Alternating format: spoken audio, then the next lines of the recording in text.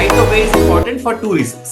First reason is preempt and mitigate risk of disruption of work. While setting up transmission line, there should be no disruption of work. So ऐसी advanced planning हो जाए. Second is safety of the field personnel to access, enter and work in privately owned or government property.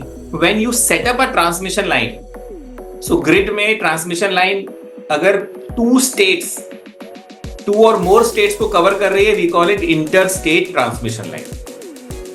If a transmission line is within a state, we called it intrastate transmission line. And third category or third layer is dedicated transmission line. अब इन तीनों के case में when you are setting up a dedicated transmission line or you are setting up a intrastate transmission line or you are setting up a interstate transmission line, आपको right of way चाहिए. तो पहले हम define कर लेते हैं कि right of way का क्या मतलब है. And why is right of way important? Right of way is important for two reasons. First reason is preempt and mitigate risk of disruption of work. While setting up transmission line, there should be no disruption of work. So ऐसी advanced planning हो जाए.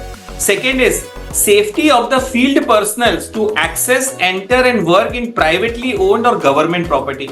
So अगर कहीं objection आए तो field personnel जो transmission line बिछा रहे हैं, they should be safe. So these are the two primary objectives for understanding right of way. Now the question is, what is the meaning of right of way? Right of way understand करने के लिए आपको दो चीजें calculate करनी पड़ेंगी. First is conductor swing due to airflow. Just find out कि जो conductor है, वो wire है, वो maximum swing due to airflow क्या हो सकता है उसका? पूरा maximum, पूरा गोल घूम जाए. उसकी length calculate कर लो आप. Plus object fall radius. So if there is any object, a tree is there.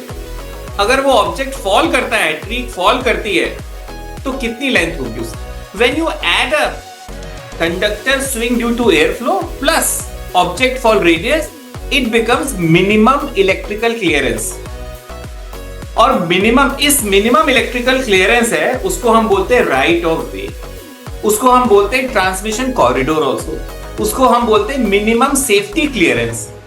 So minimum safety clearance, transmission corridor, right of way, minimum electrical clearance, all are same. अब question ये है कि किस transmission line के लिए कितना minimum safety clearance है, या कितना राइट ऑफ वे है, या कितना ट्रांसमिशन कॉरिडोर हमें छोड़ना चाहिए.